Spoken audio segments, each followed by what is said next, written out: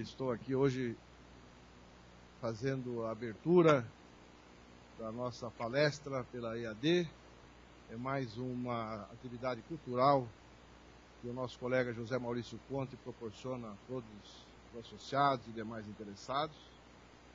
Quero agradecer as presenças aqui no auditório e também agradecer a todos os colaboradores da FAMAGES que se encontram lá na técnica, fazendo a sua parte para que você tenha a oportunidade de ouvir o nosso colega, professor Dr. Manuel Justino Bezerra Filho, que é doutor e mestre em Direito Comercial e especialista em Filosofia e Teoria Geral do Direito pela Universidade de São Paulo, é juiz substituto de 2º grau, professor de Direito Comercial na Faculdade de Direito Mackenzie e na Escola Paulista da Magistratura.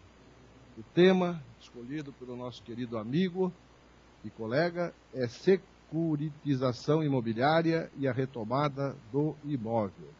Quero dizer ao nosso querido amigo e colega, Manuel Justino, que a FAMAGES se sente muito honrada por ter a sua presença aqui, agradece efusivamente ter aceitado o convite de vir aqui, porque a sua presença, como já falou o colega Nestor, envaidece, enriquece a nossa vida cultural. Eu acredito que o colega vai nos trazer a oportunidade de aprender, não é? Todos nós aqui vamos aprender com o nosso estimado amigo Manuel Justino.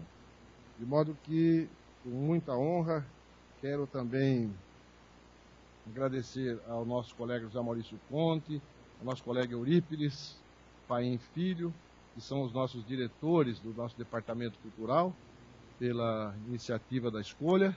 E sem maiores delongas, porque este é o objetivo do nosso encontro, passo a palavra ao colega Manuel Justino e lembrando a todos vocês que poderão fazer perguntas, mandando por e-mail as perguntas, elas serão impressas numa impressora que tem aqui do lado e no final da exposição elas serão respondidas. Muito obrigado. Com a palavra, Manuel Justino. Muito bem, eu é que agradeço essa oportunidade que a FAMAGES me deu de falar sobre este assunto. Agradeço também o meu prezado e velho amigo Roque Mesquita, meu professor aí nas lides do dia a dia, com quem eu sempre tenho aprendido. Agradeço também a presença do professor Nestor Duarte, e aproveito para dizer que o professor Nestor Duarte é professor da USP e participou tanto da minha banca, como examinador, evidentemente, tanto da minha banca de mestrado quanto da minha banca de doutorado. Ser mestre e doutor pela USP já é bastante honra. Ser mestre e doutor pela USP em uma banca da qual participou o Dr. Nestor Duarte é o que se pretende na vida. Eu agradeço. Agradeço também a presença dos demais colegas e passo desde logo, então, a examinar este assunto. Muito bem. Como o nosso amigo Roque Mesquita disse, e como vocês todos sabem, a matéria sobre a qual eu vou falar é sobre securitização. Na realidade, o título da matéria, se fosse necessário, seria Financiamento Imobiliário, Securitização, a crise do subprime e os reflexos processuais desta lei de securitização para financiamento imobiliário. Muito bem.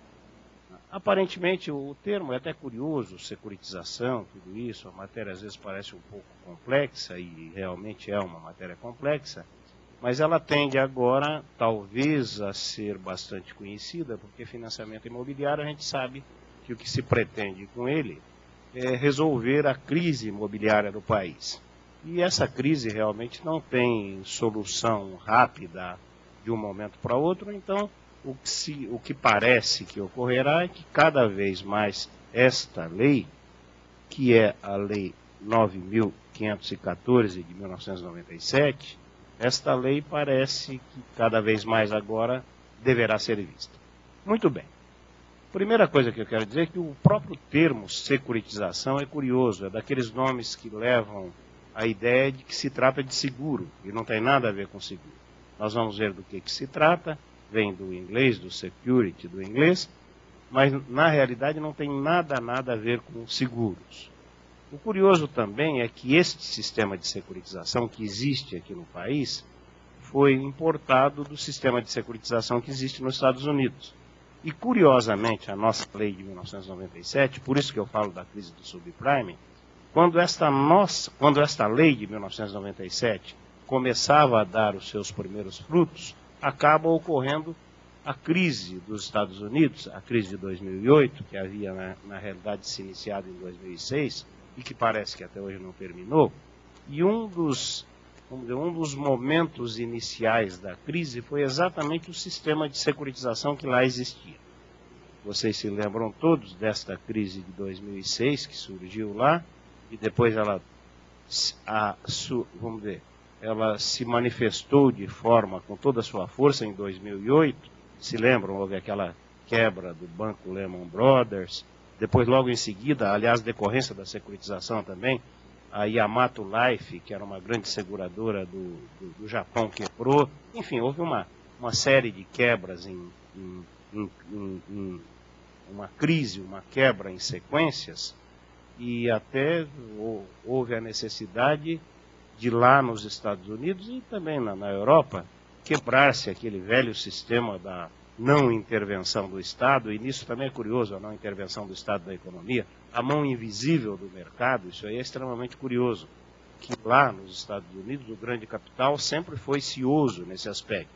Não, o governo não meta a mão aqui, porque nós resolvemos isso aqui, com a velha mão do Adam Smith, tudo será resolvido. Na hora que houve crise não foi nada disso. O Bush teve que sair correndo lá, quebrar o galho, entre aspas, de todo mundo. Na realidade, quem acabou pagando foi o povo, não é? Pois bem, mas então, esta securitização lá dos Estados Unidos, da qual decorreu a nossa, eu vou falar sobre a crise para tentar ver o que pode ser, qual exemplo podemos tirar da crise dos Estados Unidos para evitar que esta crise também venha para cá. Curiosamente, eu sei que não é bom a gente se autopromover, mas não é autopromoção, na realidade é uma notícia. Esta crise dos Estados Unidos é de 2006, que iniciou em 2006, foi para 2008. Curiosamente, em janeiro de 2004, para quem tiver curiosidade, é na RT 819, e é nesta RT de janeiro de 2004, RT 819, há um artigo que eu escrevi e que eu dizia exatamente dos perigos desta lei da securitização brasileira. Claro que eu estava examinando o caso, foi até parte da minha tese de doutorado, mas curiosamente foi em 2004 e 2006 realmente desatou a crise. Pois bem, então, fixando mais uma vez, o que eu vou falar é sobre a securitização imobiliária da Lei 9.514/97. Desde logo, aliás, uma vez no interior eu fui fazer uma palestra sobre isso, e na realidade todo mundo veio me perguntar depois se eu não ia falar sobre o alongamento da dívida do produtor rural, que evidentemente não tem nada a ver com isso. É que este alongamento da dívida do produtor rural, que é da Lei 9.138/95, e que os colegas do interior já tiveram muito, realmente não sei se ainda existe problema desse tipo, mas esta é a outra securitização da Lei 9.138 de 95, que nada mais é do que o alongamento da dívida do produtor rural, que eu volto a dizer, não tem nada a ver com essa securitização. E curiosamente, nesta Lei 9.138/95, se nós pesquisarmos aí a jurisprudência do STJ, o que nós vamos verificar é que o STJ também critica nos julgamentos dele, e em estados também nós temos esse tipo de crítica, o aspecto, digamos, vernacular da coisa. Ou seja, o próprio STJ também já várias vezes se manifestou no sentido de que securitização nada tem a ver com o alongamento da dívida do produtor rural, apesar do nome ter sido usado como securitização, apesar de ter sido consagrado como securitização esse nome. Curiosamente é o que eu digo. Aqui na securitização também leva, na nossa securitização imobiliária, leva a um falso cognato, não é? A gente imagina que é uma coisa e é outra. E também no aspecto do alongamento da dívida do produtor rural, também houve esse tipo de crítica que eu acho curioso. Muito bem. Então, digamos, feita esta introdução, feita a apresentação do que se pretende falar, eu entraria agora, então, neste aspecto de tentar determinar o que seria a securitização, e agora sim, eu só falo sobre a securitização imobiliária. Não é? Esse termo securitização vem do termo security do inglês, que numa tradução livre, numa tradução correta mesmo, seria valor mobiliário. Não é? Security seria, traduzido por valor mobiliário. Mas a gente poderia definir, é difícil a gente tentar a definição, mas a gente poderia indicar que a securitização seria, no nosso sistema, a pulverização para investidores de papéis com valor de mercado. O que seria isso? Pulverização para investidores de papéis com valor do mercado. Na realidade, nada mais seria a não ser a emissão de títulos mobiliários com base em crédito representado por papéis. Ou seja, eu tenho papéis que valem alguma coisa, que significam alguma coisa, e a partir do valor destes papéis, eu pulverizo, divido os valores e emito títulos mobiliários que serão vendidos no mercado. Para dar um exemplo bem simples, a coisa às vezes parece muito complicada e tal, mas colocada no dia a dia a gente vê que simplifica. Imaginem, por exemplo, já aproveitando o imóvel, o construtor coloca à venda um prédio com 20 apartamentos, cada apartamento valendo R$1 milhão, e faz um financiamento para 20 pessoas interessadas que foram lá fazer um negócio normal.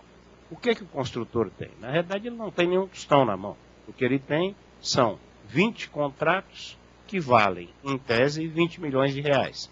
Qual é a garantia desses contratos? São os imóveis, que pode nem ter sido construído e normalmente ainda não foi construído. A gente vê aqui em São Paulo, vende-se imóvel na planta, mas de qualquer maneira, o construtor tem na mão, a incorporadora, a imobiliária, a construtora, tem na mão papéis no valor de R$20 milhões. Pois bem, o que ela faz? Ela transfere estes papéis a uma securitizadora, uma sociedade anônima securitizadora, e esta securitizadora pega aqueles papéis e, com base naqueles papéis, emite títulos mobiliários e oferece ao mercado. Seria simplesmente isso. Ao invés, então, aqueles 20 milhões se transformam, sei lá, em 20 mil papéis de R$10 mil, nem sei se seria mais ou menos isso, e estes títulos mobiliários são oferecidos no mercado. Então, curiosamente, vejam o seguinte, não há construção, não há imóvel ainda,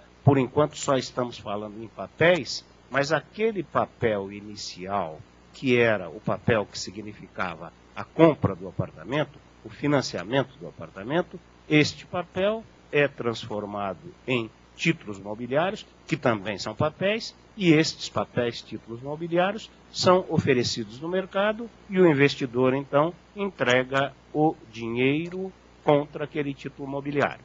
E aí começa a nossa criação, e na realidade isso aí assusta um pouco, porque o que a gente vê é que nós estamos criando dinheiro praticamente a partir do nada ainda existente. Nós estamos num comércio, num mercado virtual, ou seja, há uma promessa de construção de um prédio de 20 andares. Se tudo der certo, tudo bem. Ou seja, os investidores adiantaram dinheiro, a securitizadora recebeu, a securitizadora passa para a construtora toca o imóvel para frente e dá tudo certo. Mas, de qualquer maneira, realmente assusta um pouco esse aspecto de papéis sobre papéis. Mas isso aí também, na realidade, faz parte da criatividade do sistema capitalista, sobre o qual nós vamos falar daqui a pouco também. Mas, seguindo adiante. Então, esta lei, repito, é a 9.514/97, esta lei que criou o sistema de financiamento imobiliário foi aperfeiçoada, ou tentaram aperfeiçoá-la, por meio da Lei 10.931/84. Esta Lei 10.931/84 alterou alguns artigos da Lei 9.514/97 e também alterou vários artigos de várias outras leis. Muito bem. Então, sobre o aspecto legal, sobre a estrutura legal, as leis que nós temos, centraremos nestas duas, mas temos outras que vamos examinar também. E, fechando agora essa parte, o que ocorreu na realidade foi o seguinte: não sei se alguém se lembra do Banco Nacional da Habitação, nós que somos os mais velhos nos lembramos, lá em 65, 66, 67 mais ou menos, no começo da ditadura militar, se tentou, naquela época já, criar um sistema de financiamento imobiliário para a solução do problema de moradia popular. Nós sabemos que o Banco Nacional da Habitação simplesmente explodiu. Claro que não faliu, porque não era um banco, tinha o nome de banco, mas não era banco. Era simplesmente um sistema de financiamento, mas não deu certo. Não deu certo o Banco Nacional da Habitação, por razões que agora não vem ao caso examinar. Logo depois do Banco Nacional da Habitação, se tentou o SFH, Sistema Financeiro da Habitação. E se tentou uma série de medidas para tentativa de solução do problema imobiliário brasileiro, e sempre a prática do dia a dia fazia com que isso não funcionasse. Depois de um certo tempo, enfim, nós sabemos da falência absoluta, falência não no sentido de lei de falências, claro, mas nós sabemos da inoperância absoluta do Banco Nacional da Habitação, do Sistema Financeiro da Habitação, e então precisava se criar um novo sistema, e aí nós entramos na securitização, precisava se criar um novo sistema para tentar resolver o problema da habitação. Pois bem, nós, claro, sofremos uma influência muito grande do direito americano, estamos dentro do sistema americano, então eu acho até natural que fossem procurar, dentro da legislação americana, um sistema que pudesse, talvez, tentar resolver o problema habitacional. E o que encontraram nos Estados Unidos? Encontraram um sistema de securitização. Este sistema de securitização, sobre o qual eu vou falar daqui a pouco mais detalhadamente, mas eu digo o seguinte, que lá nos Estados Unidos, mesmo sem conhecer ainda o sistema de securitização, eu digo o seguinte: nos Estados Unidos, este sistema, claro que todo negócio tem que ter uma garantia, e nos Estados Unidos a garantia era a garantia hipotecária, ou seja, quem comprava, quem adquiria o imóvel, melhor ainda, quem pedia o financiamento do imóvel, a garantia era a garantia hipotecária sobre o imóvel negociado. Nos Estados Unidos a hipoteca funciona, e funciona muito bem, a execução é muito boa, mas no Brasil nós sabemos que não. Antes da garantia hipotecária, aqui nós temos uma série de dívidas, tem a dívida fiscal, tem a dívida por alimentos, eventualmente se houver, tem a dívida de condomínio, enfim. Aqui no Brasil a hipoteca perdeu aquela força que ela tinha. Então se chegou à conclusão que poderia eventualmente, como acabou ocorrendo, adotar o sistema americano. No entanto, teria que encontrar uma nova forma de garantia, porque a garantia hipotecária não se prestava a isto por tudo que eu acabei de dizer. Pois bem, então qual sistema que acabaram adotando? Acabaram adotando a garantia que aqui no país, ou bem ou mal, funcionou, que era a alienação fiduciária. Nós sabemos também, logo lá em 66, o Decreto-Lei 911 de 69, que introduziu a alienação fiduciária de bens móveis, possibilitou, por exemplo, para o bem ou para o mal, também não estou discutindo isso, possibilitou, por exemplo, o aumento, o incremento da produção de veículos, de bens de capital que podiam ser vendidos, com esta garantia da alienação fiduciária de bens móveis. E por que funcionava? Porque havia um sistema, como há até hoje, aliás, todo mundo que compra carro sabe disso, mais ainda, quem compra carro e deixa de pagar a dívida sabe disso, que quase que imediatamente, em pouquíssimo tempo, o financiador pega o veículo de volta. Muito bem, então o que se pretendeu? Ótimo, vamos pegar o sistema americano, só que neste sistema que nós temos, vamos pegar como garantia a alienação fiduciária de imóveis. E esta lei que nós estamos examinando, a Lei 9.514, de 20 de outubro de 97, passou, portanto, a permitir a alienação fiduciária sobre imóveis. Muito bem. Esta alienação fiduciária sobre imóveis, curiosamente, ela funciona bem no aspecto dos bens móveis e ainda não dá para saber se funciona bem sob o aspecto de bens imóveis. Isso aí é até, vamos dizer, sociológico, não é? Para o juiz, para o judiciário, enfim, para aquele que aplica a lei, nós sabemos disso, é relativamente fácil o juiz dizer, manda entregar o veículo e pronto. Ou seja, veículo, se você pode ter, tenha. Se você não pode ter, espere um pouco e compre mais tarde. Portanto, não há, vamos dizer, um aspecto assim, social muito ponderável. Isso não ocorre, evidentemente, na situação do imóvel.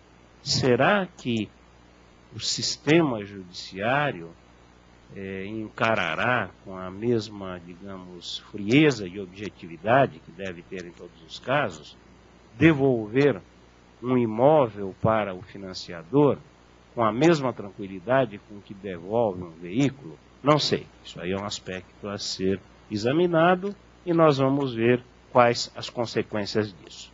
Muito bem.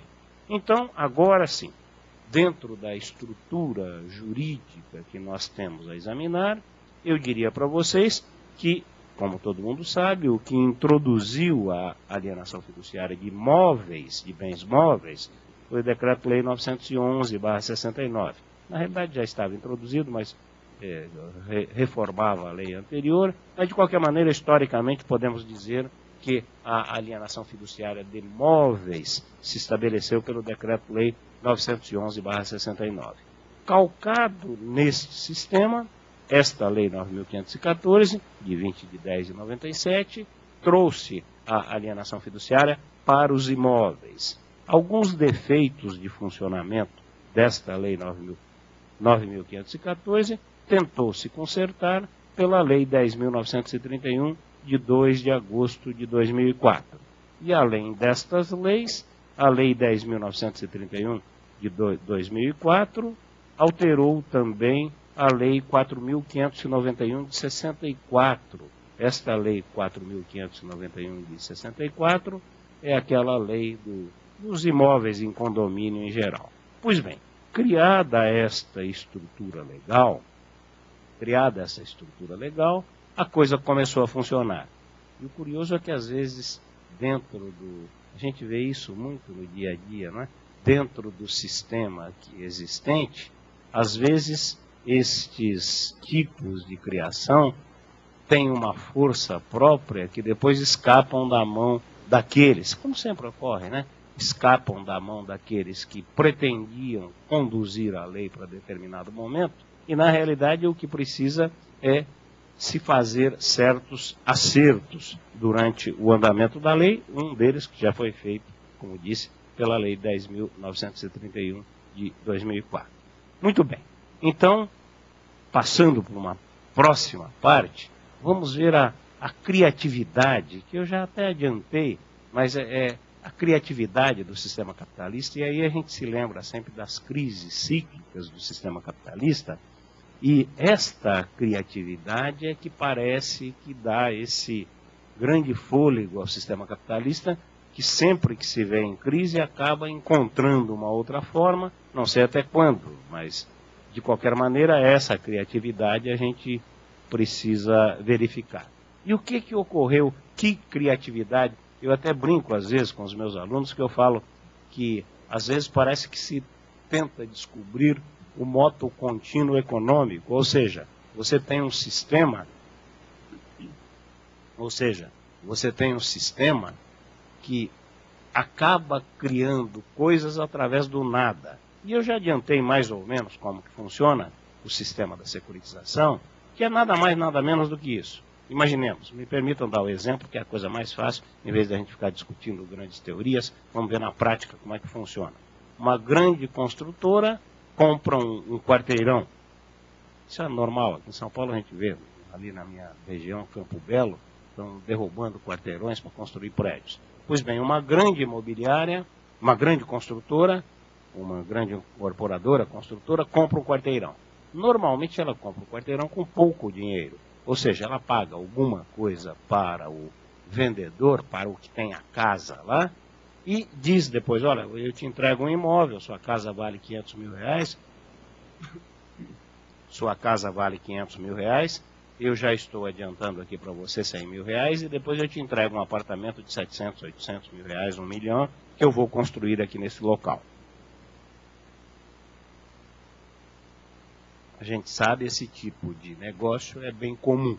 Muito bem, então a construtora, praticamente sem dinheiro, compra um quarteirão, destrói tudo aquilo, faz aquela casinha de lançamento, aquela, tem, até brinco, coloca umas moças lá bonitas, com aquelas bandeiras, lançamento na planta, não sei o quê, e vende 20 apartamentos que não foram construídos, não há nada lá, só há aquele, vamos dizer, a destruição das casas anteriores e o projeto de construção. O que é muito bom, são construtoras sólidas, que têm credibilidade e, portanto, compra-se. Ou seja, chega esse momento, então, que esta construtora tem em mãos, digamos, nesse exemplo, papéis que valem 20 milhões de reais. Esta construtora vai a uma securitizadora, que é uma empresa de securitização, que pode atuar especificamente no campo imobiliário, de acordo com esta lei, vende estes papéis para a securitizadora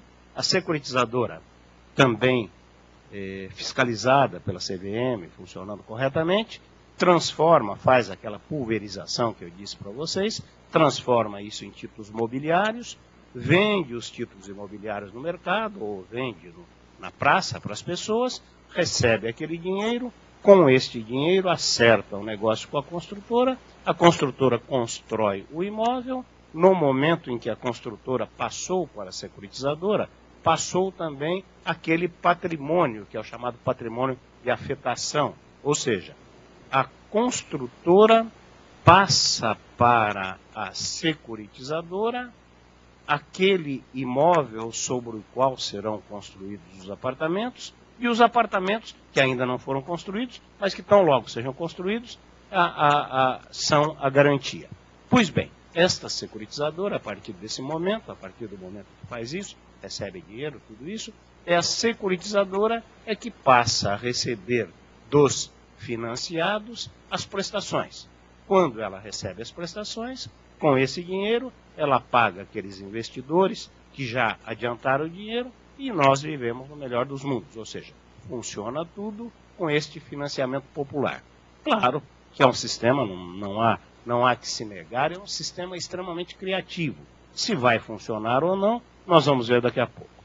Mas o problema, e aí eu espero que eu tenha passado mais ou menos, claro, isso aqui eu estou falando rapidamente, mas eu espero que eu tenha passado mais ou menos para vocês o sistema, o funcionamento do sistema, que é dessa forma. Muito bem. E o que nós temos, então, neste determinado momento? Nós temos uma securitizadora, tudo de acordo com a lei 10, uma lei que eu já disse, nós temos uma securitizadora que recebe as prestações mensais daqueles interessados, daqueles financiados para a aquisição do imóvel. Muito bem. E aí é que começa a haver o problema. Claro que se todo mundo pagasse, se a construtora construísse, enfim, se tudo funcionar bem, vai dar tudo certinho. O problema é que as coisas não funcionam sempre de acordo com o script. Às vezes elas caem fora do script. Então, claro que a lei também prevê a situação na qual, não podia ser diferente, claro, prevê a situação na qual o financiado deixa de pagar. E aí é que começam os problemas da lei, e aí é que começam os problemas que levaram à crise do subprime nos Estados Unidos. Pois bem, se nós examinarmos o artigo 26 da lei 9.514, eu não vou ficar, claro, preenchendo o tempo de vocês com a leitura da lei. Claro, não vou fazer isso. Mas os pontos principais eu preciso levantar para dizer o que eu quero discutir. Esta lei 9.514/97, no seu artigo 26, ela faz um sistema que eu digo que é a tentativa de afastamento da jurisdição. Ou seja, o que se pretende é desjudicializar a discussão. Em que sentido?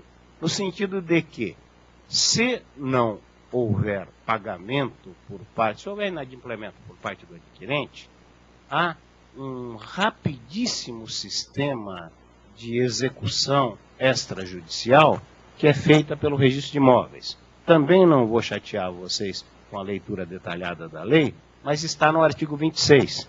Há uma notificação ao devedor.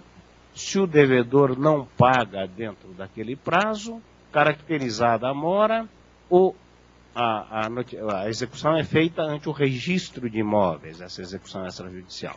Se não é feito o pagamento, o próprio oficial do registro de imóveis já está autorizado a transferir a propriedade daquele imóvel para o securitizador. Portanto, é uma execução extremamente expedita, extremamente rápida. Claro que estão pensando em passar, estão pretendendo passar para o financiamento imobiliário aquela mesma expedição, aquela mesma rapidez que existe no financiamento de veículo. Pois bem, então, segundo o artigo 26, o imóvel é transmitido, a propriedade do imóvel é transmitida sem qualquer ônus que exista para o securitizador. Muito bem. E o artigo 27, e aí os problemas começam a se acumular. Primeiro, uma execução extrajudicial extremamente rápida. E, segundo o artigo 27, o que a securitizadora tem que fazer? Não vou dizer os parágrafos, tem vários parágrafos aqui, o artigo 27, só para vocês terem ideia, tem 8 parágrafos. Mas, de acordo com o parágrafo 1º, a securitizadora tem que colocar à venda. Tem que colocar à venda nesse procedimento extrajudicial que existe no registro de imóveis. Se no primeiro leilão o valor for inferior, o lance for inferior ao valor do imóvel, passa-se para um segundo leilão. No segundo leilão, o imóvel pode ser vendido se o valor for igual ou superior ao valor da dívida. Vamos pensar em números, que até para eu falar fica mais fácil. Vai? O imóvel vale R$500 mil, tá? No primeiro leilão, ele não pode ser vendido por menos de R$500 mil. Nesse imóvel de R$500 mil, o débito em aberto é de R$200 mil. Pois bem, então, no primeiro leilão, tem que ser vendido por R$500 mil ou mais. Não houve possibilidade, não houve interessado, e nunca há, não houve interessado, vai para o segundo leilão. No segundo leilão, ele pode ser vendido por valor igual ou superior a R$200 mil, que é o valor da dívida. Isso por quê? Porque o financiado já pagou R$300 mil. E se não houver também interessado neste segundo leilão? Aí você vai para o parágrafo 5º do artigo 27, que diz, se no segundo leilão não houver este valor, se não se chegar a esse valor, qual valor é superior ao valor da dívida, considerar-se-á extinta a dívida e exonerado o credor da obrigação de que trata o parágrafo 4. E aí é que vem o grande problema, e aí é que deu-se a crise do subprime, e aí é que vai dar uma crise aqui no país se não resolver esse problema. Tudo isso que eu li do artigo 27, se você colocar num exemplo, e eu tive exemplo desse tipo na 29ª Vara Civil, eu agora estou no tribunal, mas quando eu estava na 29ª Vara Civil, eu tive 2 casos assim. Não me lembro exatamente, mas era mais ou menos o seguinte. O imóvel valia R$180 mil, a pessoa já havia pago 120 ou 130 mil, perdeu o imóvel e simplesmente nada recebeu de volta, porque é este o sistema. Se não houver pessoas interessadas na compra do imóvel, o imóvel volta à propriedade da securitizadora e a securitizadora dá quitação ao devedor do que faltava a ele pagar. Então imaginem, numa situação dessa, já nem me lembro os valores que eu falei, 180 mil era o valor do apartamento, 140 ou 150 mil é o que havia sido pago, a pessoa é colocada para fora do imóvel e não recebe nada de volta. O que ela recebe? Ela recebe a quitação daqueles R$30 mil que ainda faltam pagar. Eu não sei o que vocês acham, mas me parece que realmente isso é um privilégio que a lei traz, um privilégio que chega a ser vergonhoso, ou seja, me parece que é o próprio locupletamento do financiador à custa do financiado. Muito bem. E o que ocorre de tudo isso? O que ocorre de tudo isso é que, feitos todos estes aspectos, preenchidos todos estes aspectos, o financiador, a securitizadora, claro que aí não tiveram coragem de fazer isso, felizmente. A securitizadora tem que ir a juízo porque o financiado se recusa a sair do imóvel. Até por uma questão de lógica.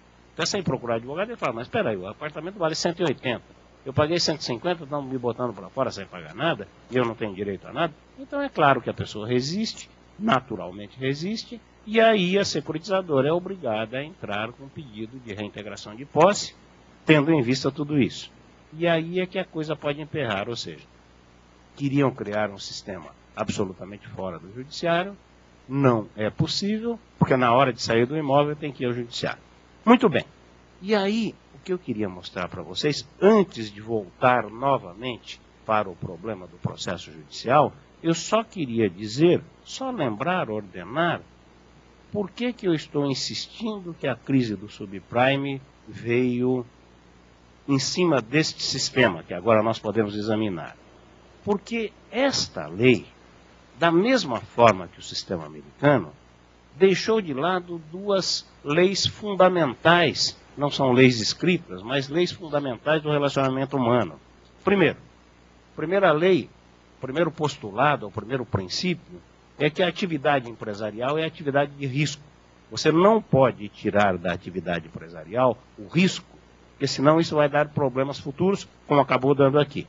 E há uma outra lei que também não está escrita, mas que não dá para revogar, é a lei da oferta e da procura.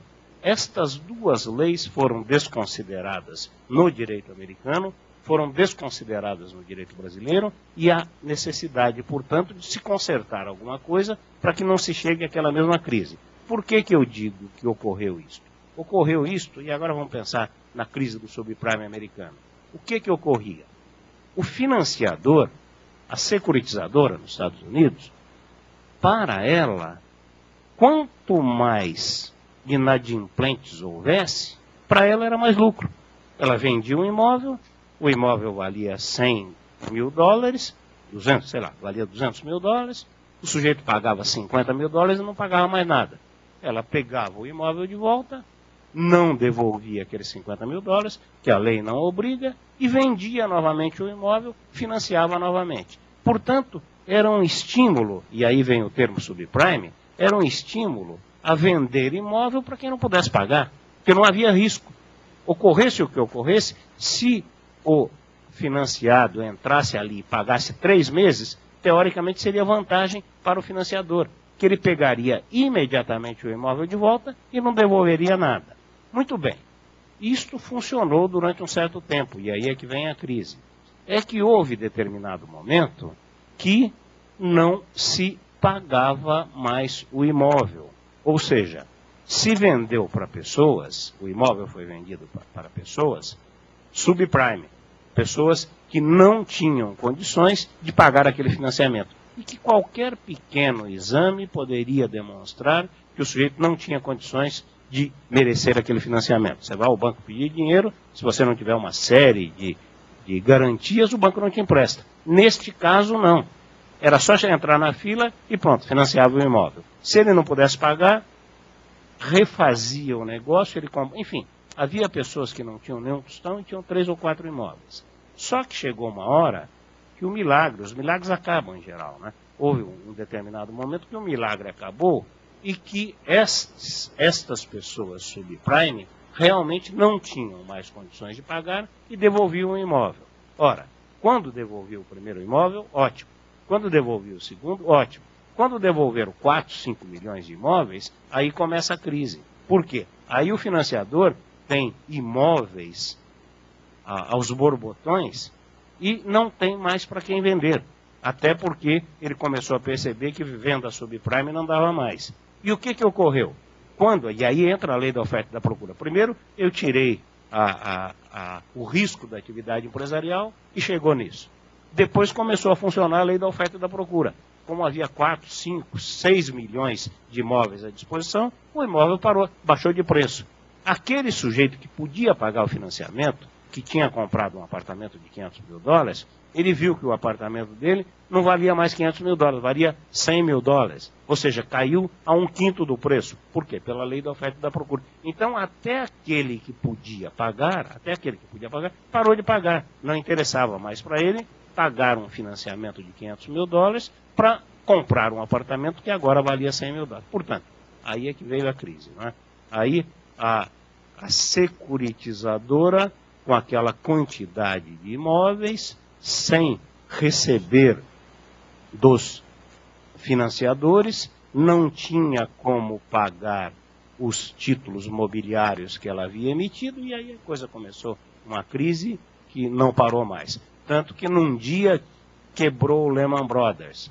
4 ou 5 dias depois, quebrou essa japonesa aí, que eu pego só ela como exemplo, quebrou um monte de gente. Mas eu pego essa japonesa como exemplo, que é uma seguradora japonesa, a Yamato Life. Por que a Yamato Life quebrou? Porque a Yamato Life comprava os títulos imobiliários da Lehman Brothers. No momento em que o Lehman Brothers não pagava mais, a Yamato não tinha mais nenhum tostão. E aí realmente começa a crise dominó. Pois bem, então isto alertou, essa foi a crise, né? Mais ou menos. Claro que eu estou falando rapidamente de uma crise que está se estendendo desde 2006, ou seja, a crise tem aí 6 anos e agora se estendendo pela Europa, etc. Enfim, está se estendendo pelo mundo todo. Eu estou examinando sobre esse aspecto.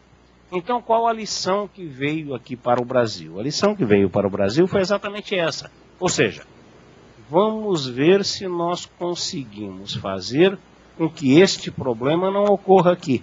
Tanto que em 2008, quando eu sou testemunho ocular da história, que havia, volto a dizer, uma série de construções de imóveis lá em Campo Belo, pararam simplesmente com a construção. Você não via mais ninguém, porque não se sabia para que caminho, para onde caminharia a situação. Depois se retomou, e um dos grandes cuidados das construtoras é exatamente não permitir o financiamento subprime. Ou seja, só examinar bem a situação do comprador para ver se ele tem condições de pagar aquilo, se é uma pessoa que vai honrar tudo aquilo. Então, digamos, essa crise dos Estados Unidos alertou aqui o Brasil no sentido de que esta falha da lei é gravíssima. Esta falha da lei é gravíssima e pode quebrar todo o sistema. E, então, vamos dizer, didaticamente, esta crise dos Estados Unidos foi boa para o Brasil, tanto que o sistema está funcionando. E, curiosamente, eu acho curioso esse aspecto dialético da vida em geral, esta possibilidade Veja o seguinte, deixa eu começar esse pensamento. A situação na qual está o financiado, neste sistema de lei, é um estímulo para o espírito demandista. Por quê? O financiado sabe que quando ele deixa de pagar, ele vai perder tudo. Ele vai perder o imóvel e não vai receber nenhum tostão. Ou seja, se aquele é o mal absoluto que ele vai ter, então é melhor que ele não concorde. É melhor que ele entre judicialmente em discussão. E o que ocorreu foi exatamente isso. 2, 3, 4, 5, 10 que não conseguiam pagar, chegavam na securitizadora e diziam, tudo bem, eu não consigo pagar, o imóvel vale 200, eu já paguei 150, vamos fazer um acordo. A securitizadora dizia, não tem acordo nenhum. Você cai fora, porque se você não cair fora, você vai cair fora à força e não vai ter nenhum tostão. Aí o sujeito dizia, como diz aquele ditado chinês, lembra? Quando você cerca o inimigo, você quer pegar o inimigo, você deixa pelo menos uma saída, pelo menos uma. Se você não deixar nenhuma, ele vem em cima de você. E foi exatamente o que ocorreu. O financiado diz, bom, já que eu estou perdido, já que o mal é absoluto, então eu não saio daqui e vou discutir judicialmente. Vejam, isso é um estímulo para que todo mundo vá discutir judicialmente quando não puder pagar. E não é isso que a lei quer. Pois bem, o que eu digo que dialeticamente isso aí levou a uma boa situação também, ou está levando, é que felizmente essa turma que tem dinheiro é bem assessorada juridicamente, e tem gente que pensa, e chegaram para o securitizador e disseram o seguinte: olha, é melhor você não levar isso para o judiciário, hein? Se você levar isso para o judiciário, você corre o risco de criar uma jurisprudência que mande você devolver o dinheiro. Código de Defesa do Consumidor, locupletamento à custa alheia, uma série de aspectos, ou seja, cai frente a um juiz um processo no qual, num apartamento de 200 mil, o sujeito pagou 180 mil e está sendo mandado embora sem direito a nenhum tostão, é provável que possa se formar uma jurisprudência contra este seu privilégio. Quer queira, quer não, me parece um privilégio que realmente é vergonhoso. Eu acho que é vergonhoso esse privilégio em favor das securitizadoras. E as securitizadoras, percebendo isso, na realidade, quando há inadimplência, quando há inadimplemento, elas estão se dirigindo ao inadimplente, tentando acertar de alguma forma, e se não consegue acertar, até dizendo: olha, tá bom, já que você não consegue pagar de forma alguma, então vamos desfazer o negócio e eu te devolvo parte do dinheiro. E aí sim, aí o financiado não vai a juízo, porque ele sabe que se ele for a juízo ele perde tudo. Então é melhor que ele faça aquele acordo. Pois bem, é essa que está a situação. Esta é, vamos dizer, a autocorreção à lei que o próprio dia a dia dos negócios dos negócios empresariais está aconselhando. E a última coisa curiosa é a seguinte, e aí é um problema que eu diria dos nobres advogados, nossos amigos aí, que quando o devedor se vê nesta situação, e aí é o problema que me parece que os advogados precisam ficar atentos, quando alguém procura um advogado nessa situação, o advogado tem aquele velho veso de vir discutir. Não, tem juros capitalizados, tem juros excessivos, tem cláusula abusiva e vai por aí afora. Sem discutir o problema que deveria não ser discutido. O problema que deveria ser discutido é o seguinte: tá bem, firmei um contrato, não tenho condições de pagar, já paguei deste imóvel que vale 200 mil reais, 170 mil reais, não é justo, o Código de Defesa do Consumidor não permite que eu saia de lá sem nenhum tostão. Portanto, eu estou aqui em juízo para discutir esse aspecto. Se a discussão se pusesse neste aspecto, eu quase que asseguro, não tenho dúvida, que haveria sucesso deste inadimplente, que, claro, tem que pagar a obrigação dele, eu tenho que entregar o imóvel. Mas ele entregaria o imóvel recebendo de volta algum valor. Na realidade, nós não temos tido ações desse tipo. As poucas ações que existem do devedor é toda nesse sentido que existia no SFH, que existia no Sistema Financeiro de Habitação, no outro que eu disse, enfim, de discutir essas cláusulas que a gente sabe que, na realidade, essas discussões não levam a grande resultado. O sujeito foi lá, examinou, fez o contrato e pronto. Muito bem. Então, é neste momento que nós nos encontramos, nesse momento que eu digo, vamos dizer, teórico aí da lei. E eu só queria, então, fazer uma última observação. Realmente não é mesmo autopromoção, mas eu estou dizendo que nessa RT 819, não que tenha grande valor, mas tem valor como discussão, vai? Nessa RT 819, o que eu dizia era o seguinte, que me parece que essa lei realmente foi muito bem feita, muito bem estruturada, mas que o que tem que ser feito é a previsão legal de uma devolução ao devedor inadimplente de parte do que ele pagou. Simplesmente devolver a parte justa. Vamos dar um exemplo radical, vai? 180 mil reais pagos num apartamento que vale 200 mil. Devolve lá o que for para devolver e me parece que aí a lei passa a funcionar. E eu fiquei também extremamente satisfeito porque o grande mentor desta lei é um advogado, um brilhante advogado, tem mais de 70 anos, parece que tem 50, de tanta vitalidade que ele tem, que é o Melim Namen Chalub. Estou fazendo propaganda aí do Melim Namen Chalub. Ele é que, vamos dizer, bolou todo o sistema da lei. E outro dia, ele é meu conhecido, não meu amigo, mas é meu conhecido, e outro dia ele me telefonou perguntando onde que eu teria feito em outros lugares esse tipo de observação, porque eles estavam com gestões junto ao Congresso Nacional no sentido de fazer algumas alterações na lei. E uma das alterações que se pretendia fazer era nesse sentido. Exatamente, não pelo meu artigo, claro, mas exatamente pelo medo que veio para o sistema a partir da crise do subprime. Ou seja, para evitar que esta crise venha para cá, vamos desde logo mudar a lei. Eu não sei se ele aproveitou alguma coisa ou não, não sei se a lei vai ser mudada ou não, mas, de qualquer maneira, me parece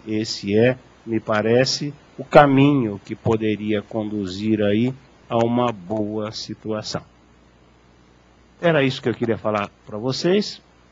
Volto a dizer que esta securitização é um sistema bastante sofisticado, é uma lei extremamente criativa, mostra mais uma vez que estas crises cíclicas do capitalismo, pelo menos até agora, têm sido solucionadas com essa criatividade, vamos dizer, inerente ao fraco bicho humano, mas que, unido, vamos dizer, em torno de uma crise, de um problema, acaba tentando encontrar solução. Esta crise atual, vários economistas, enfim, os estudiosos aí, têm comparado essa crise à crise de 1929, que foi a crise mais grave do sistema capitalista, o crack da Bolsa de Nova York, em 1929. Claro que nós estamos numa situação social, econômica, política, etc., diferente, mas que é uma crise séria, não há dúvida nenhuma. Basta abrir o jornal, ler a situação da Europa, e mesmo dos Estados Unidos atualmente, para verificar que realmente há necessidade de superação. Claro que isto aqui não vai fazer, evidentemente, claro, isso aqui não vai resolver crise nenhuma. Mas só isso aqui não vai resolver crise nenhuma. Mas o que eu acho curioso é que foi exatamente o sistema de securitização imobiliária americana que desatou o início dos problemas que acabaram redundando nessa crise. Então, para nós que tivemos a oportunidade de saber quais são os aspectos da lei que estão trazendo aí este tipo de problema para os Estados Unidos, vamos ver se aqui a gente tem sensibilidade suficiente para tentar resolver. E aos colegas juízes, eu só digo que me parece que realmente o aspecto da moradia é extremamente, sobre o aspecto social, é extremamente tocante. Nós não podemos, evidentemente, considerar a reintegração de um carro, do Decreto-Lei 911/69, no mesmo plano da reintegração de um imóvel, apesar da alienação fiduciária de ambos. Então era isso que eu queria passar para os colegas. Agradeço mais uma vez o meu amigo Roque Mesquita ter me propiciado essa oportunidade. Espero que tenha conseguido me fazer entender. Agradeço a presença de todos os amigos que estão aqui presentes. E mais uma vez mando aqui as minhas homenagens ao meu professor aqui presente. Muito obrigado.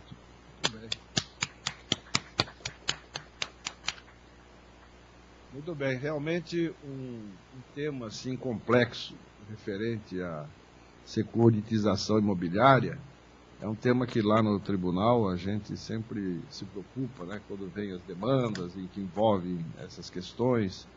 E, para mim, pelo menos, é um assunto assim não muito fácil de ser compreendido dentro dos seus respectivos contextos. Todavia, o nosso querido professor, doutor, magistrado brilhante, conseguiu deixar de fácil compreensão, né?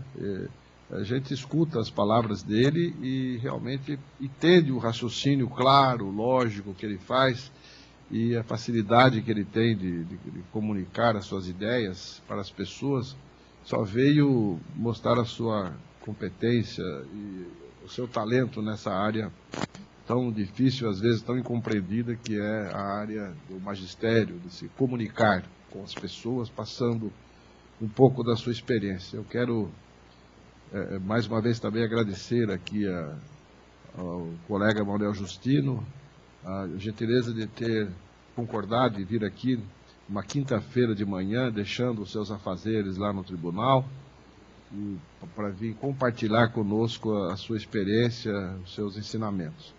Eu gostaria de perguntar se aqui no auditório alguém teria alguma questão, alguma pergunta a fazer ao nosso professor. Pois não. Advogado, com referência ao financiamento, quando a construtora começa a fazer um financiamento, logicamente que ela faz uma hipoteca no banco, né, para fazer o empreendimento. E quando esse empreendimento ele não aguenta o mercado, como é que fica essa situação? E também tem outra situação, que a construtora, ela constrói o empreendimento. E ela deixa de fazer algumas coisas no prédio. Como assim? Na planta está piscina, mas não foi construída a piscina. E tem uma prescrição para esses condôminos entrar na justiça? Eu imagino que seja ligado o meu microfone, está? Em primeiro lugar, com relação à hipoteca, isso aí é uma distorção perigosíssima na questão da securitização. A ideia da securitização inicial era exatamente afastar a intervenção do banco. Ou seja, nós fazemos aqui com o financiamento público, com a emissão dos títulos imobiliários. Essa já é uma distorção que eu fiquei admirado quando comecei a ver que os bancos estavam fazendo isso. Não poderia fazer isso. Até porque este imóvel, ele acaba sendo... E me falta sempre o termo, quando o imóvel acaba sendo entregue, sempre me falta esse termo. Afetação, isso. Esse termo sempre me falta. Sabe daquele que eu preciso deixar escrito? Esse imóvel está afetado àquela finalidade e, portanto, ele não poderia ter sido dado em garantia hipotecária. O banco sabe disso, a construtora sabe disso, a securitizadora sabe disso e, no entanto, ficam fazendo financiamento em cima de financiamento. Portanto, eu acho que aí o banco está correndo o risco. O dia que se levar à última discussão, diz, você sabia que essa hipoteca não valia nada, aceitou a hipoteca, portanto, veja aí o que você faz. Tá? Agora, com relação a esse último aspecto, embora o credor daquele valor seja a securitizadora, não há dúvida nenhuma que quem prometeu, me parece que não há dúvida nenhuma, quem prometeu a construção de determinada forma foi a construtora. Se eu estivesse numa situação dessa, eu não teria dúvida em entrar com ação contra a construtora e notificar a securitizadora que eu não estou pagando por determinado motivo.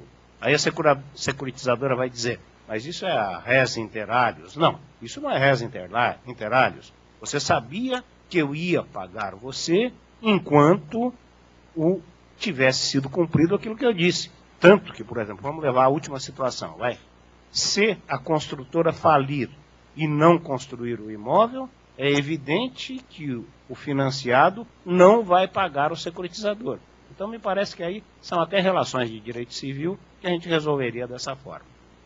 Espero que tenha esclarecido. Obrigado. Esclarecido não, nós estamos trocando ideia, claro.